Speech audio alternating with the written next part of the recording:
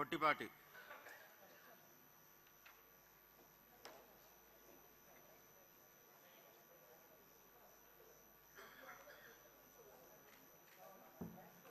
గొట్టిపాటి రవికుమార్ అనే నేను శాసనసభ ఎన్నికైనందున శాసనం ద్వారా నిర్మితమైన భారత రాజ్యాంగం పట్ల నిజమైన విశ్వాసం విధేయతను చూపుతానని, భారతదేశ సార్వభౌమాధికారాన్ని సమగ్రతను కాపాడుతానని, నేను స్వీకరించబోయే కర్తవ్యాన్ని శ్రద్ధాశక్తులతో నిర్వహిస్తానని దైవసాక్షిగా ప్రమాణం చేస్తున్నాను.